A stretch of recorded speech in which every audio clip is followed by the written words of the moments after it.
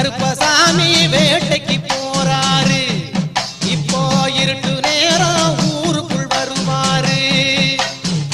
காவல் தெய்வம் இருக்கையிலே கவலைப்படுவார் யாரும் இல்லை.